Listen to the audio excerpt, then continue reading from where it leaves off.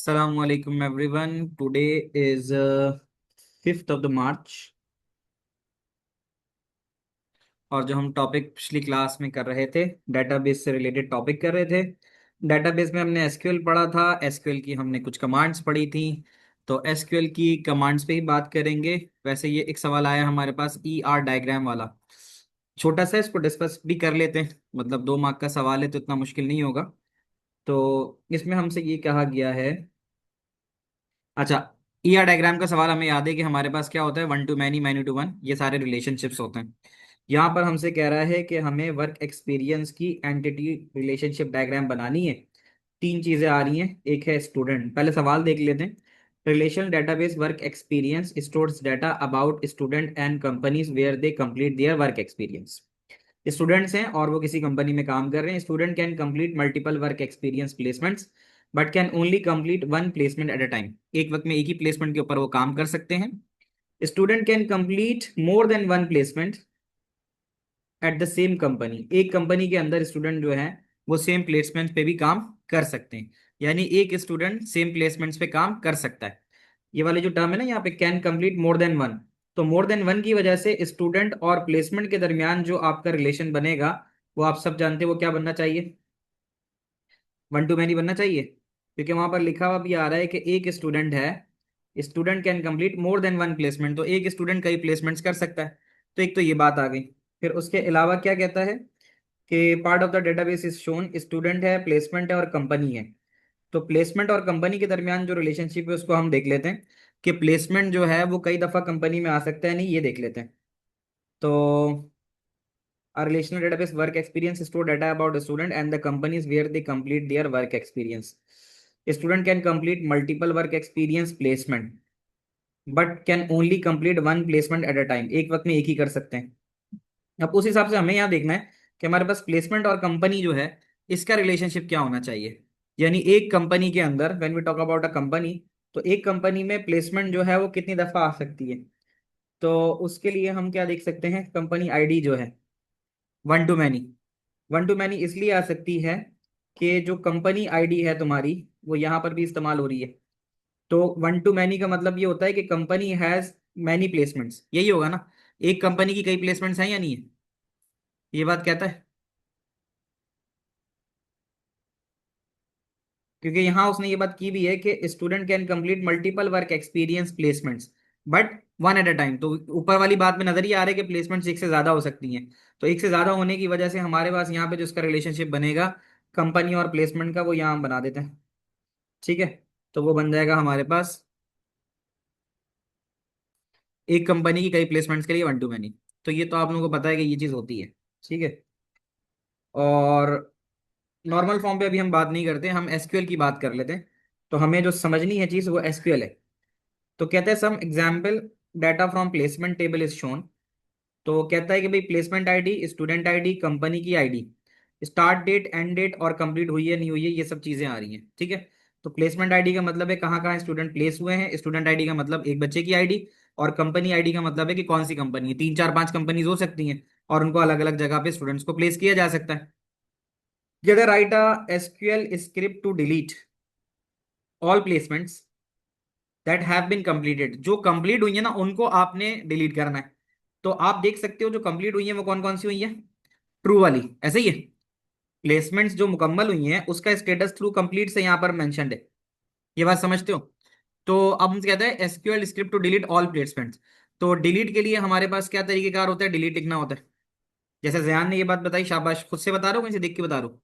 तो कह रहा है डिलीट प्लेसमेंट करनी है, तो हमने, आपको याद हो एसक्यूएल के अंदर जो स्टेटमेंट पढ़ी थी वो डिलीट की स्टेटमेंट क्या करती है, DELETE, डिलीट करती है।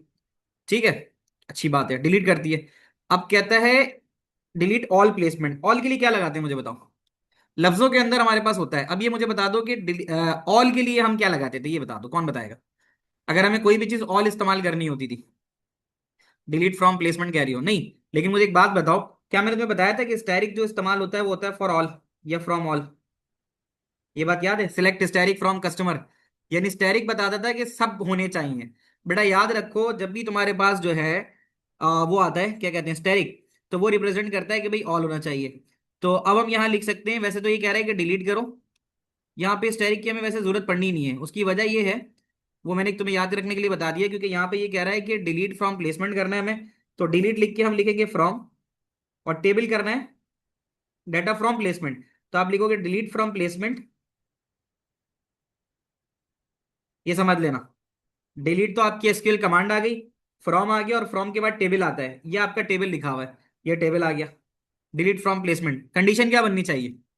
अब कंडीशन आप बता सकते हो, कंडीशन क्या बनेगी?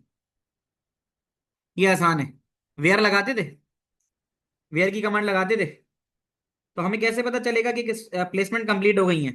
तो वेयर लिखेंगे, और वेयर के बाद कौन सा कॉलम होता है? कंप्लीट का कॉलम आएगा, वेयर कंप्लीट इक्वल्स, ठीक है, वेयर कंप्लीट इक्वल्स ट्रू। जिसमें कंप्लीट ट्रू हुई है उनको डिलीट कर दो।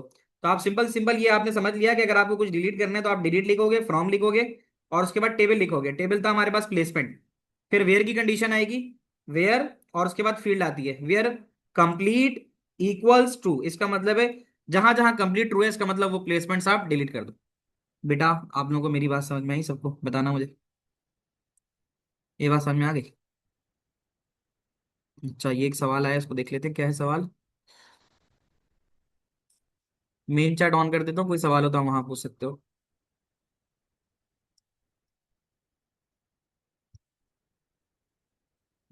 Y won't we use star sir, we don't put semicolon at the end. Semicolon हम लगा लेते हैं, सेमी कॉलन तो लगेगा।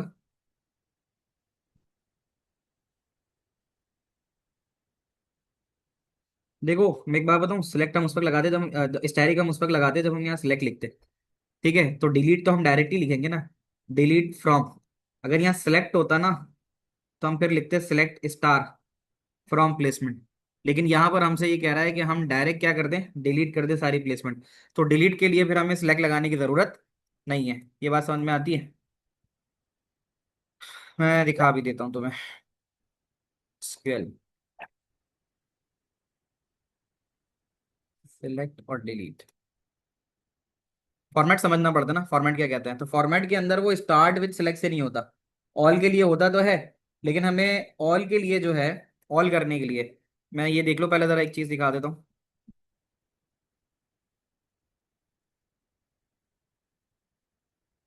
नजर आ रही है स्क्रीन? तो अगर सिलेक्ट होता ना, डिपेंड करता है, सिलेक्ट होता तो सिलेक्ट के बाद स्टैटिक आता है। यहाँ अगर आप देखो, तो सिलेक्ट के बाद अगर ऑल करना हो तो स्टैटिक आता है।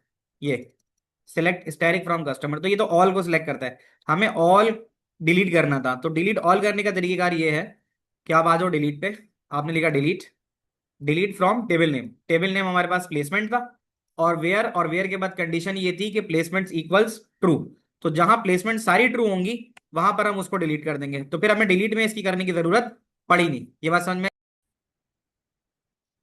अगला सवाल हमारे पास है, ये हो गया, ठीक है। अब कहता है write SQL script to return the total number of placement. Total number of placement, क्या ये काउंट की? टोटल नंबर ऑफ प्लेसमेंट का मतलब है क्या ये प्लेसमेंट्स रॉ हैं? रॉ हैं। टोटल नंबर ऑफ प्लेसमेंट का मतलब है एक प्लेसमेंट, दो प्लेसमेंट, तीन प्लेसमेंट, चार प्लेसमेंट। प्लेसमेंट तो ऐसी होगी ना। तो कल मैंने आपको, कल वाली क्लास थी, जो भी लास्ट क्लास थी, उसमें बताया था ना कि अगर आप रॉ को टोटल नंबर करते हो तो फिर उसके लिए कौन सी कमांड इस्तेमाल करते हो? जहां पर आपको रॉ काउंट करना पड़े, when you count a raw, तो हम काउंट की स्टेटमेंट इस्तेमाल करते हैं, है ना। काउंट की स्टेटमेंट इस्तेमाल करते हैं। तो एक तो हमें यहाँ पर काउंट की स्टेटमेंट इस्तेमाल करनी होगी, तो और दूसरी चीज return the total number of placement. तो टोटल नंबर ऑफ प्लेसमेंट के लिए जो चीज लगती है वो लगती है काउंट। रॉ काउंट के लिए हम यही इस्तेमाल करते हैं, याद है ये वाली बात? Number of placement completed by the student with ID LDEA 0। यानी अब सर्च कंडीशन में हमें ये डालना होगा आईडी में, कंपनी के अंदर NEAM डालना होगा, ठीक है। ये दो चीजें डालनी होंगी। तो अब हमें काउंट करना है, तो काउंट से पहले क्या लिखी जाती है, बताओ? काउंट से पहले एसक्यूएल की कौन सी कमांड लिखी जाती है? सिलेक्ट लिखी जाती है, शाबाश। SELECT, सिलेक्ट लिखा, और सिलेक्ट के बाद to return the total number of placement. तो सिलेक्ट के बाद काउंट लिखा, टोटल नंबर ऑफ प्लेसमेंट्स चाहिए completed by the student. Total number of placement completed by student with this the total should be given in an appropriate name. तो placement के बारे में हमें बताना है, टोटल नंबर ऑफ प्लेसमेंट्स होनी चाहिए बाय द स्टूडेंट। तो ये सारी जो इन्फॉर्मेशन आ रही है किसके बारे में आ रही है, ये बता दो। ये सारी जो इन्फॉर्मेशन आ रही है किसके बारे में आ रही है, जो रिप्रेजेंट हो रही है वो किसके बारे में रिप्रेजेंट हो रही है, ये बता दो चैट पे। जो हमें रिप्रेजेंटेशन शो करनी है वो किसके बारे में है? वो है, हाँ इसको थोड़ा सही करना होगा ध्यान, इसलिए मैं क्वेश्चन पूछ रहा हूँ। असल में सिलेक्ट काउंट प्लेसमेंट्स की जब बात आ रही है तो प्लेसमेंट आईडी बेसिकली स्टूडेंट की बात कर रही है ना। जो बात हो रही है वो किसकी हो रही है, स्टूडेंट की बात हो रही है ना, तो कंपनी आईडी की बात होगी ना। यानी सिलेक्ट जो हम बात करेंगे, select count of company ID, ठीक है। इसको समझते हैं जरा। Right SQL statement with the total number of placements completed by the student with ID this. तो अब हम यहाँ पहले एक चीज करते हैं, जरा इसको समझना। Select count company ID, placement का टेबल ये आ गया, कंपनी का टेबल ये आ गया, और हमें जो चीज निकालनी है वो स्टूडेंट से रिलेटेड निकालनी है ना। इसका मतलब है हमारे पास जो टेबल है, टेबल जो इस्तेमाल होगा वो प्लेसमेंट का टेबल इस्तेमाल होगा।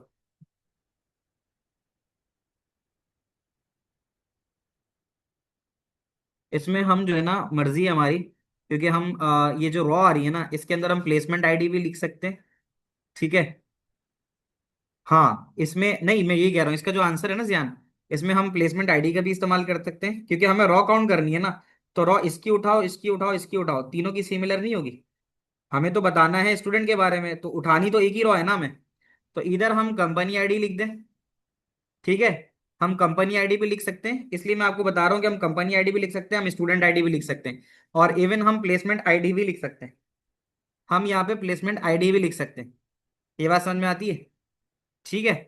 तो अब एक काम कर लेते हैं, अगर हम यहाँ पर एक चीज देखते हैं, हमारी प्लेसमेंट्स कितनी है। हम्म।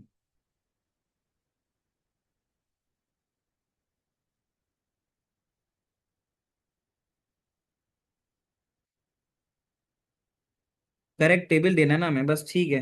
हम यहाँ पे आपकी कंफ्यूजन दूर कर दूं, हम यहाँ पे इस वाले हिस्से में, क्योंकि हमें रॉ काउंट करनी है, तो हम प्लेसमेंट स्टूडेंट या कंपनी में से कोई भी आईडी ले सकते हैं। तो यहाँ जैसे मैंने कंपनी लिख दी ना, तो आप यहाँ पे स्टूडेंट आईडी भी लिख सकते हो, उसका भी कोई मसला नहीं है। सिलेक्ट काउंट स्टूडेंट आईडी, क्योंकि स्टूडेंट के बारे में बात हो रही है ना, तो मैं कह देता हूँ स्टूडेंट आईडी। तो कह रहे काउंट करो इस तमाम वो स्टूडेंट आईडीज। अब आ रही है बात समझ में। इसका मतलब है सिलेक्ट काउंट स्टूडेंट आईडी, तमाम स्टूडेंट आईडी सिलेक्ट करो। पहली बात समझ में आती है। और उसके बाद हम लिखेंगे यहाँ पे एक और चीज, काउंट इन ऑल कैप्स। हाँ काउंट को ऑल कैप्स में लिखते हैं, काउंट को यहाँ हम ऑल कैप्स में लिख देते हैं। यहाँ तक की बात समझ में आ रही है। हमने यहाँ तक बात की थी काउंट की। देखो काउंट के बारे में रिकैप करा देता हूँ। सिलेक्ट काउंट, और जो भी यहाँ ब्रैकेट में लिखा जाता है वो फील्ड सिलेक्ट होती है। Select count product ID, product ID की तमाम रॉज उठा लो जहाँ पे प्राइस 20 से ज्यादा है। तो जब हम इसको चलाएंगे, तो पहले आप प्रोडक्ट का टेबल देख लो। प्रोडक्ट का टेबल क्या है, 77 प्रोडक्ट्स हैं, यहाँ देख लो। 77 रिकॉर्ड्स आ गए, तो ये 77 रिकॉर्ड्स यहाँ पे शो कर रहा है। उसमें उसने बोला है,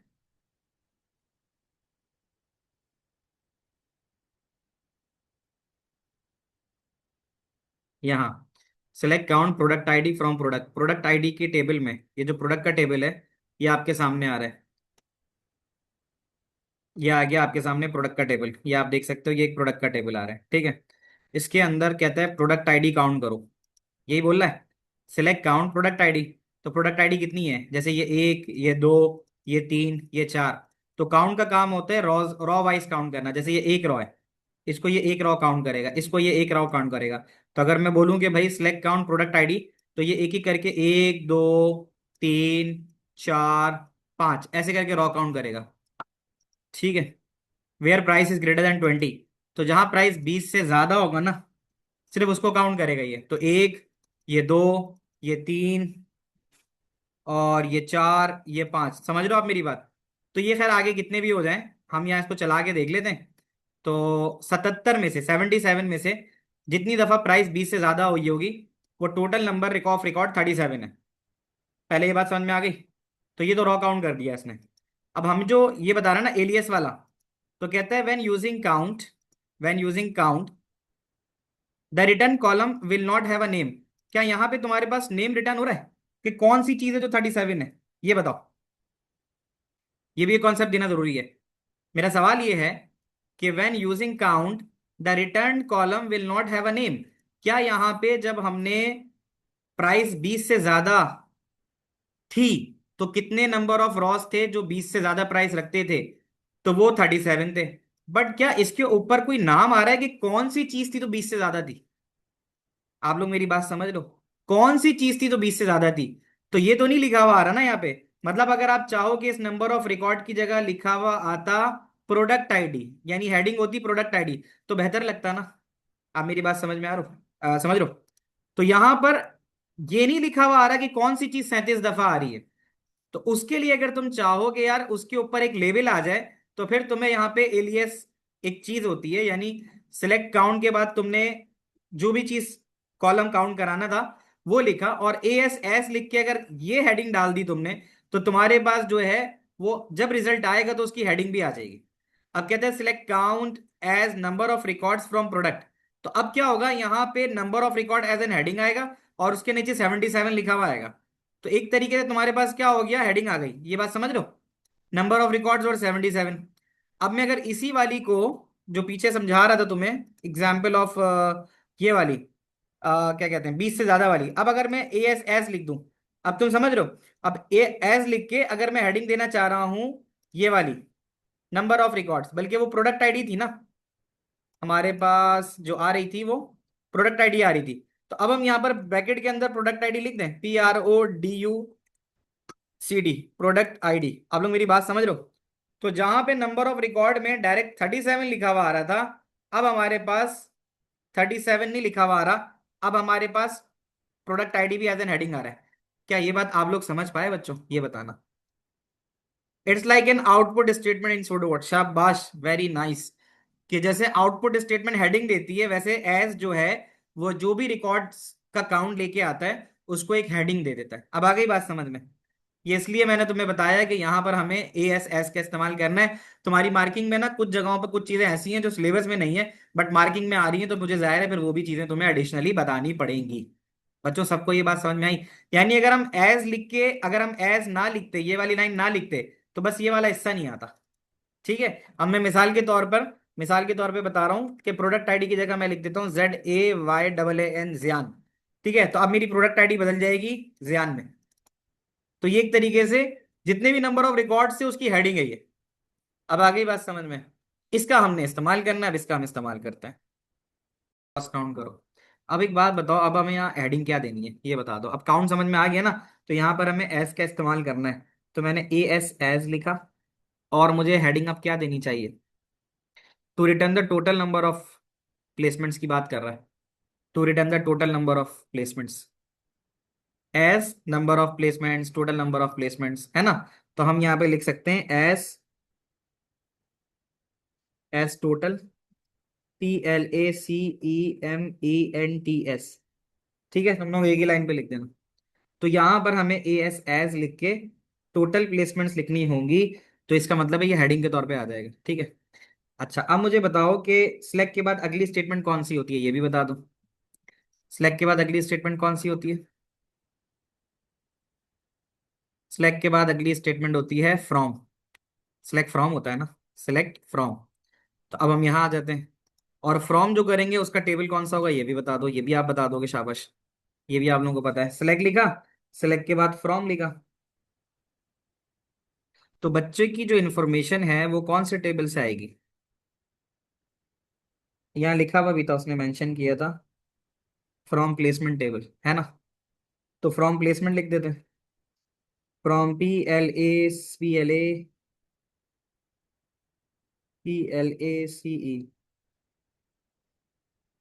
फ्रॉम प्लेसमेंट। ये बात आ गई समझ में? अब जो हमें सर्च कंडीशन बनानी है, क्या आप लोगों को नजर आ रही है? बताना मुझे। सर्च कंडीशन क्या होनी चाहिए?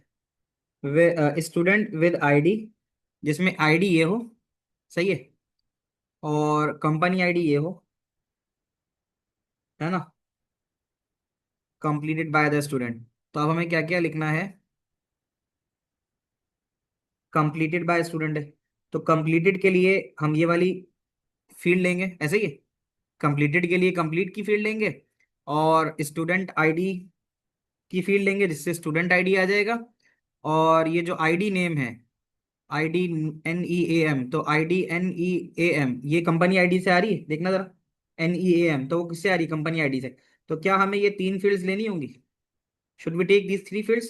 तो सिलेक्ट फ्रॉम प्लेसमेंट वेयर, फिर सर्च कंडीशन आती है ना, वेयर। अब वेयर हम लिख सकते हैं, where company COMPANY, where company ID equals NEAM। अब आ रही बात समझ में, कंपनी आईडी ये हो, एंड क्योंकि तीन कंडीशंस हैं, एंड स्टूडेंट आईडी ये हो,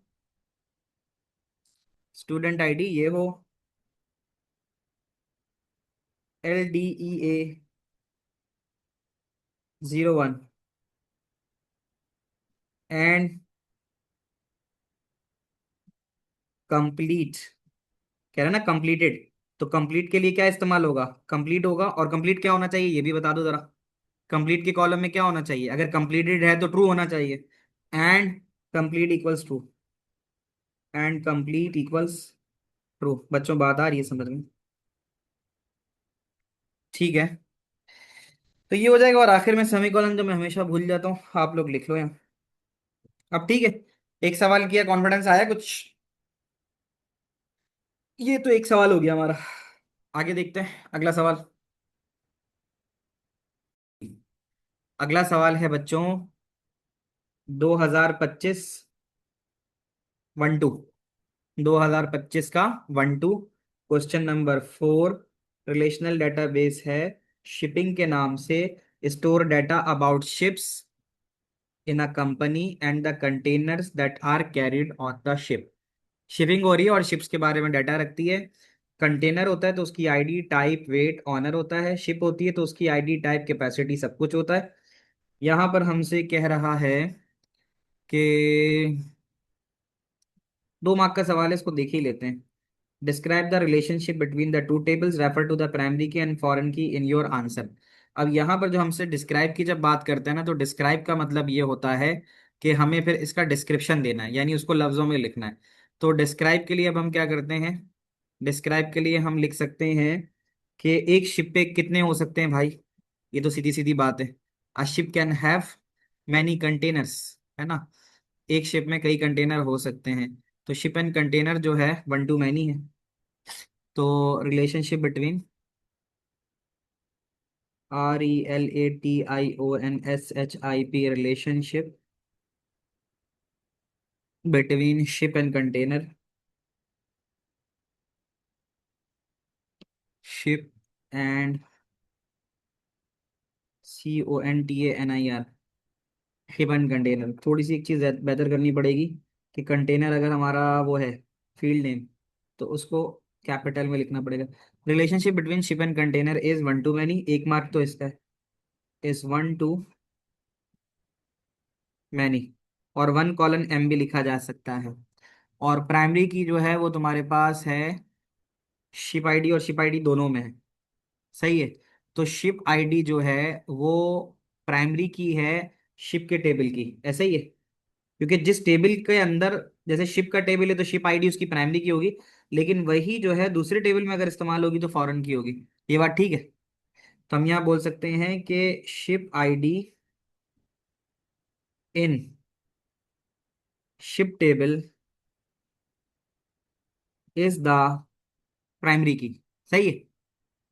और whereas, whereas ship ID in container table is the foreign की। बच्चों सही लिखा है, आप लोगों को समझ में आ रहा है, ठीक है। आगे कहते हैं the table container needs an additional field to store the data for the last inspection date. Container के टेबल में ना तुम एक और चीज ऐड कराना चाह रहे हो, एडिशन करना चाह रहे हो, ऐड फील्ड, एक नई फील्ड लाना चाह रहे हो। तो ऐड करने के लिए क्या करते हैं, तब्दीली ला रहे हैं हम लोग।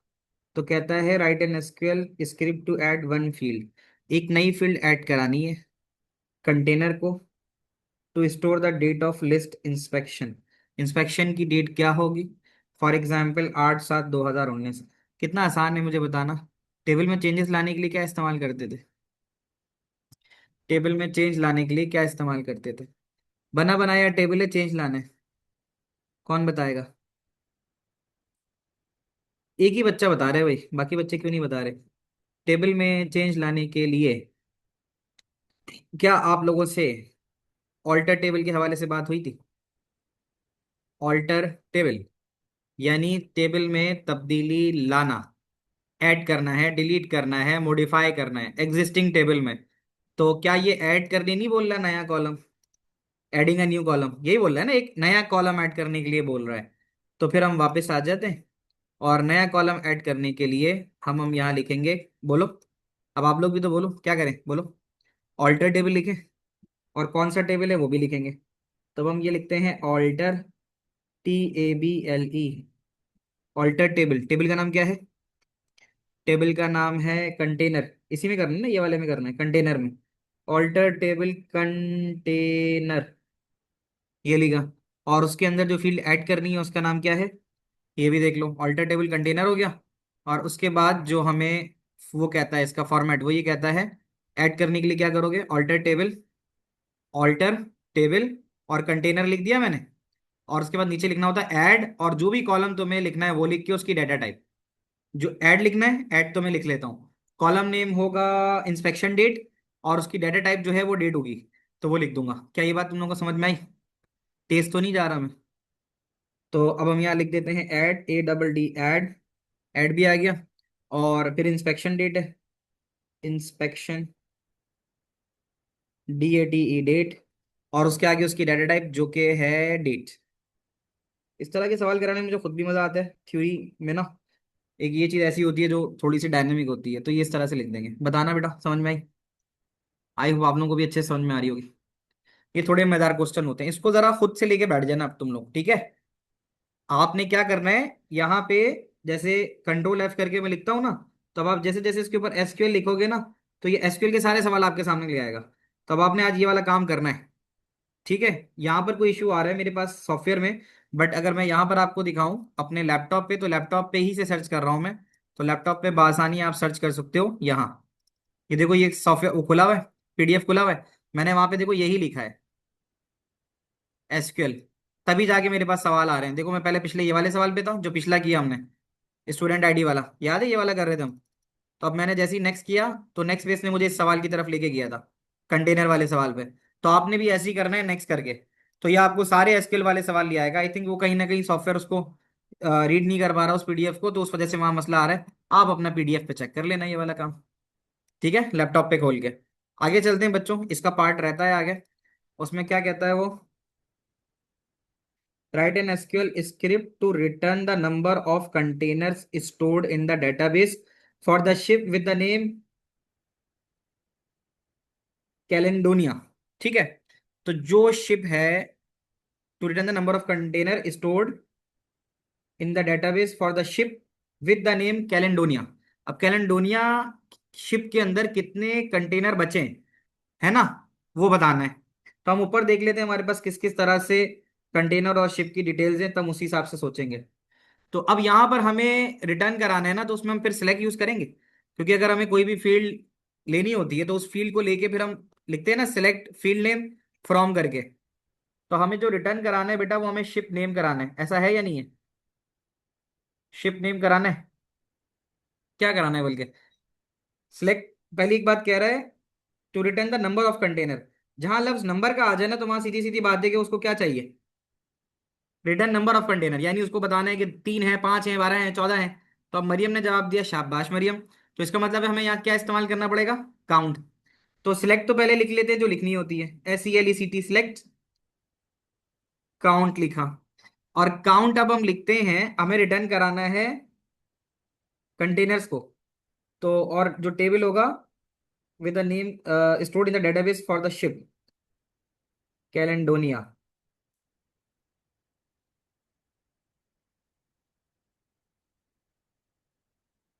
कंटेनर जो पकड़ेगा वो कंटेनर आईडी से पकड़ेगा, है कि नहीं? बताना मुझे। कंटेनर जो पकड़ेगा वो कंटेनर आईडी से पकड़ेगा। तो अगर मैं बोलूँ कि सिलेक्ट काउंट कंटेनर आईडी, पहले यही चीज लिखनी होगी। सिलेक्ट काउंट, ब्रैकेट में सिलेक्ट काउंट कंटेनर आईडी। पहली बात तो ये आ गई। ठीक है। कंटेनर आईडी फ्रॉम, फ्रॉम, ठीक है, from container, from container, TAINER, from container. अच्छा, अब एक चीज आप जरा समझ लेना। ये जो इंफॉर्मेशन है कंटेनर की, वो कंटेनर में है और रिटर्न शिप से कराना है। ये बात जरा समझना है यहाँ पे, कि इंफॉर्मेशन है कंटेनर की, लेकिन रिटर्न उसको कहाँ से कराना है? शिप से। तो शिप आईडी के जरिए लिंक करेगा ना वो। तो अब आपको याद है कि हमने कल चीज पढ़ी थी, इनर ज्वाइन। इनर ज्वाइन में कहता है कि जो दोनों रॉस जिसमें सेम होती हैं, देखो शिप के टेबल में शिप आईडी और कंटेनर के टेबल में शिप आईडी, उसी से पता चलेगा ना कि कितने नंबर ऑफ कंटेनर है। ये बात समझ में आ रही है? तो उसके दो तरीके होते हैं। जैसे हमने लिखा ना, सिलेक्ट काउंट कंटेनर आईडी को, तो पहले मैं इसमें बंद कर दूं कंटेनर आईडी। तो कहते हैं select count container ID. Container ID select करो यहाँ पे, कंटेनर आईडी सिलेक्ट करो, यानी कंटेनर आईडी की काउंट करो फ्रॉम कंटेनर कॉमा शिप, यानी दोनों टेबल्स के अंदर देखो। तो फ्रॉम कंटेनर कॉमा शिप ये भी लिखा जा सकता है, या फिर ऐसा भी लिखा जा सकता है कंटेनर इनर ज्वाइन शिप। तो कंटेनर इनर ज्वाइन शिप से ये हो जाएगा कि ये दोनों टेबल्स की रॉ सिमिलर मैच मैच करेगा। कंटेनर इनर, आप कॉमा डाल के भी लिख सकते हो और इनर ज्वाइन भी लिख सकते हो, ये दोनों एक्सेप्टेबल है। इनर ज्वाइन शिप, इससे पता है क्या होगा? इससे ये होगा, कल आप क्लास में थे, आपने देखा था कि अगर हमारे पास दो अलग अलग टेबल होते हैं, तो उन दो अलग अलग टेबल के अंदर जो सिमिलर रॉज हैं वो एक ही तरह का डाटा उठाती हैं। यानी इसमें से भी जो शिप का आईडी का डाटा उठेगा और इसका भी शिप आईडी डाटा उठेगा, वो सेम है। तो हम शिप आईडी के जरिए इसको इसको इसको भी उठा सकते हैं और इसको इसको इसको भी उठा सकते हैं। अब आ गई बात समझ में? तो एक तो ये बात आ गई। अब हम क्या करेंगे? इनर ज्वाइन शिप, और अब हम कंडीशन बनाएंगे वेयर। अब यहाँ पे असल इस्तेमाल होगा where container dot container, container dot ship ID, कि यानी जो कंटेनर के अंदर शिप आईडी है वो, और शिप टेबल की जो शिप आईडी है वो, इन दोनों को ही उठाना है ना हमने। ये बात समझ में आ रही है?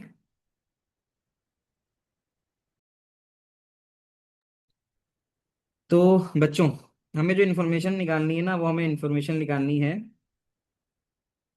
कि number of container stored in the database for the ship with the name, क्या था? कैलिडोनिया। तो मैंने आपको बताया था ना कि हमें जो इन्फॉर्मेशन उठानी है वो उठानी है कंटेनर की, लेकिन हमें यूज जो है वो शिप के टेबल को भी करना पड़ेगा। तो अगर ऐसी सिचुएशन आती है कि आपके पास दो टेबल्स की इंफॉर्मेशन यानी रॉ सेम हो, तो दोनों टेबल की इंफॉर्मेशन में शिप आईडी की रॉ तो सेम होगी ना, क्योंकि जो शिप आईडी यहाँ पर आ रही होगी वही शिप आईडी यहाँ पे भी आ रही होगी। तो इसलिए फिर हम इनर ज्वाइन यूज करते हैं। तो from container inner join dot ship where container ID dot ship, अब हमें यही लिखना होगा ना यहाँ पे, कंटेनर आईडी नहीं, सॉरी, कंटेनर का टेबल जो था, where container dot ship ID, क्योंकि शिप आईडी दोनों के अंदर सिमिलर है, देख लो यहाँ, यहाँ लिखा हुआ शिप आईडी। ठीक है। तो where container dot ship ID equals ship dot ship ID. अब बात आ रही है समझ में? शिप डॉट शिप आईडी, इसका मतलब वो ये कहना चाह रहा है कि जो कंटेनर के टेबल में शिप आईडी है वही एग्जैक्टली शिप के टेबल की शिप आईडी होगी, ऐसे ही कह रहा है ना? तो ये लिखा जाता है। और उसके बाद हम यहाँ लिखेंगे where container dot ship ID, और ये जी इक्वल्स टू, ये वाली बात भी लिखनी होगी,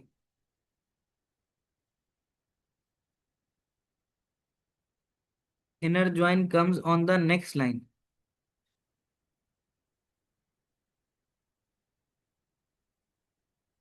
इसको भी चेक कर लेते हैं, इनर ज्वाइन जो तुम बता रहे हो कि उसके फॉर्मेट के हिसाब से वो कहाँ दे रहा है।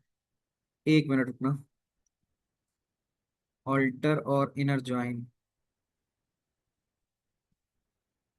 Ctrl+F5 यार।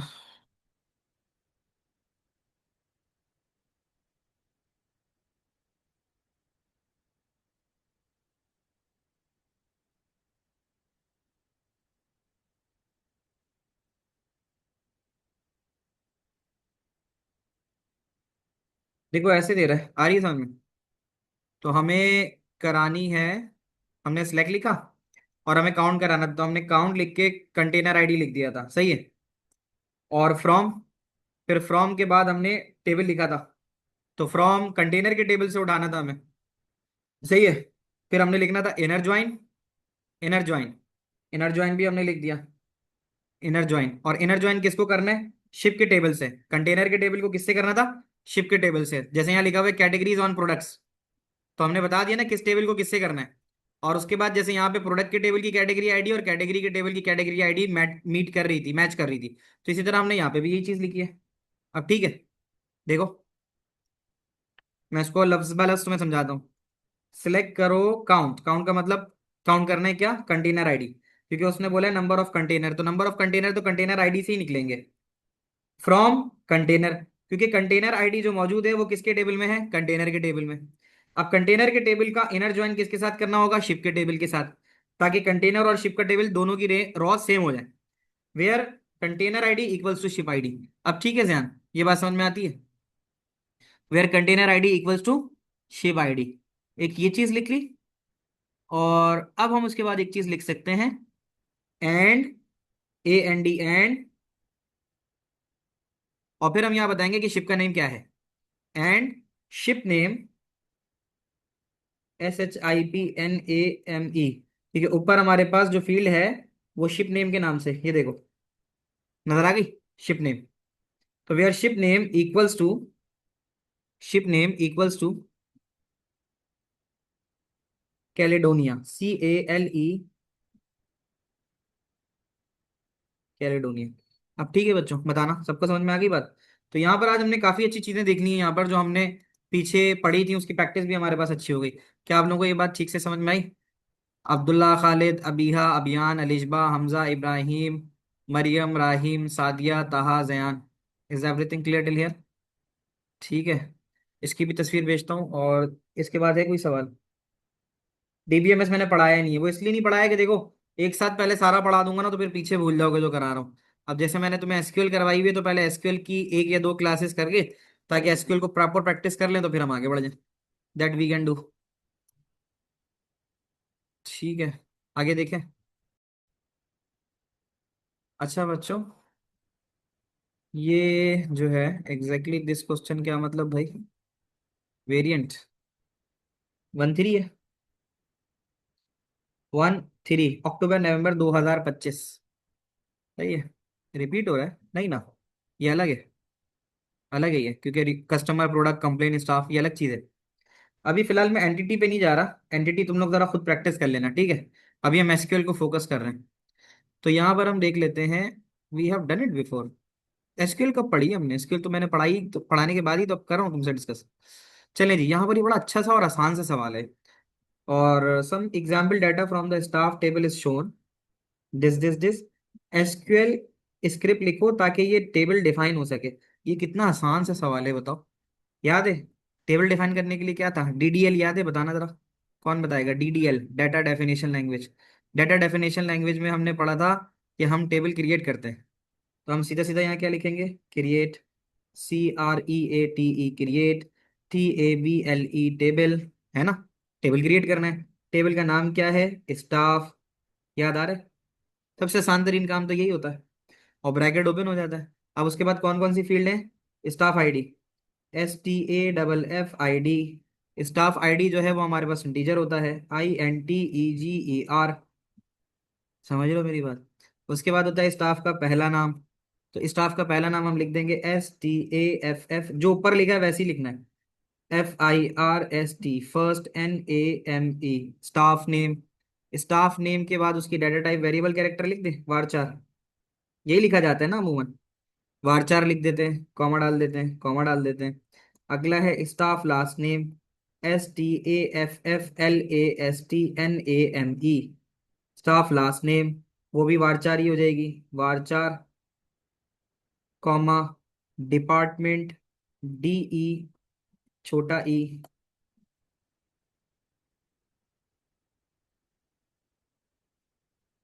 DEPARTMENT, department.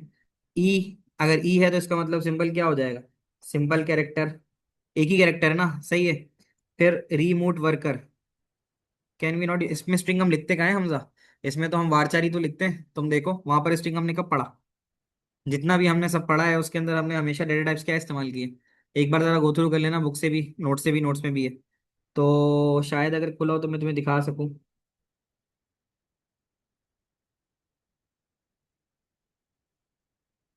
ये देखो नजर आ रहा है data types, data types character, won't be right number in character. कहाँ बोलना चाह रहे हो? जहन में लोकेट नहीं कर पा रहा। देखो ये आ गया डेटा टाइप्स फॉर एट्रीब्यूट्स। तो यहाँ कहाँ पे, यहाँ पे स्ट्रिंग लिखा हुआ है। जो स्ट्रिंग मैंने कहा तो था क्लास के अंदर ही कि स्ट्रिंग जो है वो बेसिकली वारचार ही है। लाइक वारचार एन, नहीं ना, वारचार एन क्यों लिखोगे, सब अलग अलग है। वारचार एन क्यों लिखेंगे? वारचार अलग चीज है और आईडी अलग है। डिपार्टमेंट में कैरेक्टर आ गया, रिमोट वर्कर में क्या आना चाहिए, जहाँ यस नो आते हैं वहाँ क्या लगाते हैं?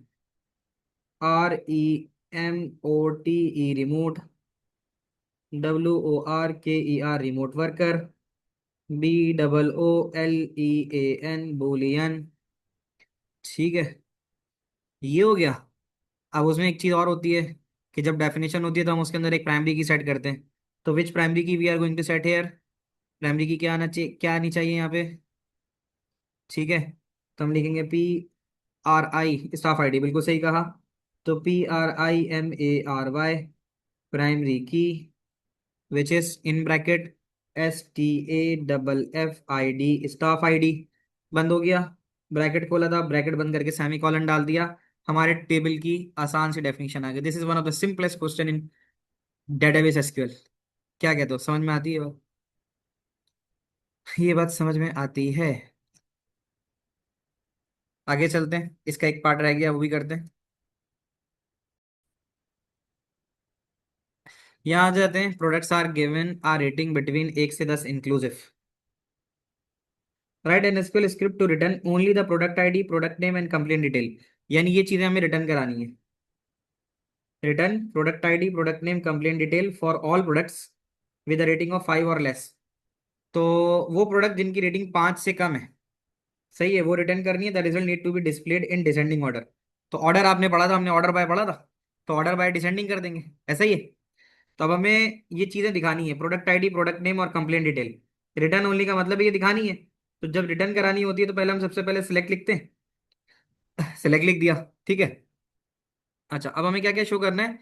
Select return only the product ID, product name. तो हम पहले लिखते हैं and complete return from all products, from all products with a rating of 5 और लेस। तो इसमें हमें देना पड़ेगा सर्च कंडीशन। अच्छा, एक चीज हमें और देखनी है, वो जरा देख लो। असल में यहाँ पे जो टेबल है, ऊपर से जरा देखना पड़ेगा, ऊपर से इंफॉर्मेशन लेनी पड़ेगी। ये जो काम करने बोल रहा है ना, वो कह रहा है कि ये जो इन्फॉर्मेशन निकलेगी ये प्रोडक्ट से निकलेगी। तो प्रोडक्ट आईडी चाहिए, प्रोडक्ट नेम चाहिए और कंप्लेंट डिटेल चाहिए। और ये जो हम निकाल लें, ये कहाँ से निकाल लें? प्रोडक्ट के टेबल से। अच्छा, अब एक चीज जरा गौर करना, product ID, product name, complaint details, क्या ये तीनों चीजें एक ही टेबल में है?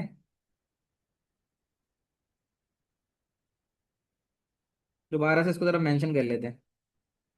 Product ID, product name and complaint detail, product ID, product name, complaint detail, क्या ये एक ही टेबल का हिस्सा है? Product ID, product name, complaint detail. Complaint detail तो ये रहा। इसका मतलब ये दो अलग अलग टेबल से हमें इंफॉर्मेशन लेनी है ना, क्या कहते हो? उसने हमें ये तीन चीजें डिस्प्ले या रिटर्न कराने को बोली हैं, प्रोडक्ट आईडी, प्रोडक्ट नेम और कंप्लेंट डिटेल्स। अब आप ये देख सकते हो, ये एक अलग टेबल है, ये एक अलग टेबल है, ऐसा है या नहीं है? तो अगर हमें इस तरह से करना होता है कि हमें दो टेबल से चीजें उठानी होती हैं, तो फिर हम क्या करते हैं, फिर हम इनर जॉइन लगाते हैं। इनर जॉइन हम उसी वक्त लगाते हैं ना कि जब हमारे पास क्या हो, जब हमारे पास दो जगहों से, दो टेबल से डाटा उठाना हो और वो दोनों की दोनों टेबल की रॉज में सेम हो, दोनों टेबल्स की रॉ में सेम हो। तो हमारे पास जब यहाँ पे अगर हम देखें, तो अब हम यहाँ इनर ज्वाइन लगा सकते हैं, ठीक है। तो अब हम क्या करें कि जो प्रोडक्ट आईडी हमारे पास प्रोडक्ट के टेबल के अंदर होगी, वही कंप्लेन के टेबल में भी होगी, है कि नहीं? मैं जरा अलग से इसको कलर कर देता हूँ। जो प्रोडक्ट के टेबल में प्रोडक्ट आईडी होगी, वही प्रोडक्ट आईडी हमारे पास कंप्लेन के टेबल में भी होगी। ऐसा है, ऐसा ही है। तो अब इसको आपको याद है कि हम फिर इनर ज्वाइन कैसे लगाते थे। तो अब जरा इसको समझ लो, अब जरा इसको गौर से समझना। सिलेक्ट तो मैंने लिख दिया, अब मैं यहां लिखूंगा सिलेक्ट। यहां देखो, सिलेक्ट मैंने लिख दिया। अब मुझे जो प्रोडक्ट आईडी उठानी है उस, अब हमें लिखना होता है। अब यहां पर हम दो टेबल्स का इस्तेमाल कर रहे हैं, एक हमारे पास कंप्लेन का टेबल इस्तेमाल हो रहा है और एक हमारे पास इस्तेमाल हो रहा है प्रोडक्ट का टेबल। देख लो जरा गौर से, एक प्रोडक्ट का हो रहा है और एक कंप्लेन का हो रहा है। ये दो टेबल हमारे पास इस्तेमाल हो रहे हैं। तो अब हम एक काम करते हैं, हम इसको यहाँ लिखते हैं, इसको समझ लेना, सिलेक्ट। अब हम लिखते हैं PRODUCT, सिलेक्ट, PRODUCT। प्रोडक्ट का टेबल लेंगे और प्रोडक्ट के टेबल की product ID PRODUCT, product ID. सही है। यहाँ पर हमें क्या करना है, हमें टेबल भी लिखना है और उसके साथ उसकी फील्ड भी लिखनी है। जब हमें ऐसी चीज उठानी होती है जो दोनों टेबल में होती है, तो फिर हमें टेबल और उसकी फील्ड दोनों लिखनी होती है। प्रोडक्ट टेबल है और उसकी फील्ड जो है वो प्रोडक्ट आईडी है। सिलेक्ट, अब इसमें समझना हो क्या रहा है, इसमें हो ये रहा है कि प्रोडक्ट के टेबल से प्रोडक्ट आईडी उठाएगा और उसी प्रोडक्ट के टेबल से प्रोडक्ट नेम उठाएगा। क्या ये बात अब तुम लोगों को समझ में आ रही है? प्रोडक्ट नेम, यानी कि प्रोडक्ट के टेबल में से प्रोडक्ट आईडी उठाओ और प्रोडक्ट के टेबल से प्रोडक्ट नेम उठाओ। ये बात समझ में आ रही है? Comma, comma. ठीक है, अब हमें उठानी है कंप्लेंट डिटेल्स, कंप्लेंट डिटेल्स वो भी हम यहाँ लिख देते हैं, कॉमा COMPLAINT, कंप्लेंट डिटेल्स। ये वाली बात आ गई। From, from. अब हमारे पास टेबल कौन कौन सा इस्तेमाल हो रहा है ये देख लो। टेबल इस्तेमाल हो रहा है हमारे पास, देखो, प्रोडक्ट का और कंप्लेन का। तो फिर दो टेबल्स अगर इस्तेमाल होते हैं तो हम यही लिखते हैं ना कि एक टेबल और फिर इनर ज्वाइन विद अनदर। तो फ्रॉम हम लिखेंगे प्रोडक्ट का टेबल, इसको नीचे लिख लेते हैं, फ्रॉम ना नीचे सही आता है, सिलेक्ट के बाद फ्रॉम यहां से आता है, फ्रॉम। तो पहला टेबल हमारे पास था फ्रॉम प्रोडक्ट, PRODUCT, प्रोडक्ट। और फिर इसको इनर ज्वाइन कराएंगे सेकंड टेबल के साथ, इनर ज्वाइन। और इनर ज्वाइन इसको कराएंगे विद कंप्लेंट के टेबल के साथ, क्योंकि दूसरा टेबल जो था वो कंप्लेंट था। तो इस तरह क्या होगा, दो टेबल्स आपस में लिंक हो जाएंगे और उनकी प्राइमरी की के जरिए डाटा उठा लेंगे। कंप्लेन आ गया। अब उसके बाद हमने एक चीज लिखनी है, ये वाली चीज तो आ गई ना, from inner join with this. अब हम यहाँ लिखेंगे वेयर रेटिंग, एक सेकेंड,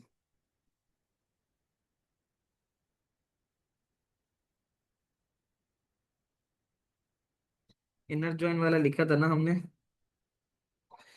एक second, inner join, inner join, inner join, let me check one thing. Inner join on, सही है, इनर ज्वाइन ऑन लिखना पड़ेगा, ठीक है। तो यहाँ सही है। अब यहाँ पर हमने लिख दिया कि from product inner join complain. अब कंप्लेन के साथ जो हम चीज उठा रहे हैं वो उठा रहे हैं on products, on PRODUCT, product. यानी वो कहना ये चाह रहा है कि from product inner join complaint, inner join complaint को क्या कर रहा है वो, from product inner join complaint on product dot product ID, क्योंकि वो प्रोडक्ट के टेबल से इसकी प्रोडक्ट आईडी उठाएगा और वो इक्वेट करेगा इसको कंप्लेन डॉट कंप्लेन आईडी से। यानी कंप्लेन के टेबल के जो कंप्लेन आईडी है उससे इसको रिलेट करेगा। सॉरी, कंप्लेन आईडी नहीं, प्रोडक्ट आईडी, गलत बोल गया यहाँ पे मैं। तो यहाँ लिखूंगा COMPLAINT, complain dot product ID. अब इसकी सर्च कंडीशन लगेगी वेयर, वेयर, ऊपर जाके देखते हैं रेटिंग कहीं इन्वॉल्व है, वेयर, यस रेटिंग ये है प्रोडक्ट के टेबल की, where rating is less than, where RATING, where rating is less than equals 5, क्योंकि यहाँ इसने बोला है 5 और लेस, ठीक है। और कह रहा है the result need to be displayed in descending order, order by लिखा जाता है, ऑर्डर बाय, ठीक है। और रेटिंग ही आनी चाहिए, ऑर्डर बाय रेटिंग ही होनी चाहिए लेस देन 5 की। और DESC डिसेंडिंग होता है, DESC डिसेंडिंग और सेमीकोलन। क्या ये बात आप लोगों को समझ में आई? ये बताना मुझे। यहाँ पे मैं दोबारा से आप लोगों की आसानी के लिए एक चीज बता देता हूँ, ठीक है? यहाँ हुआ क्या है।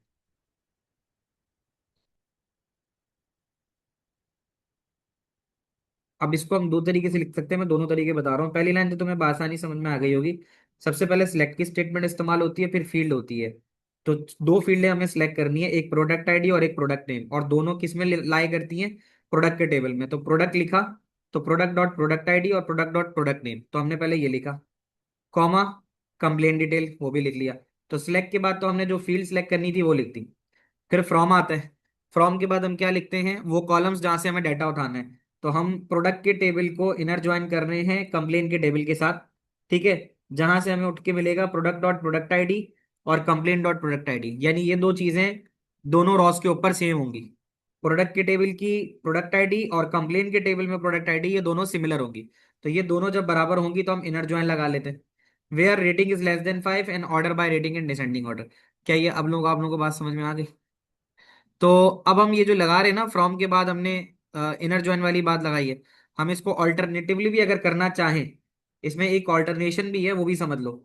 यानी वन अपनी जगह सेम रहेगा यहां से लेकर यहां तक, टू अपनी जगह सेम रहेगा यहां से यहां तक, और थ्री अपनी जगह सेम रहेगा यहां तक।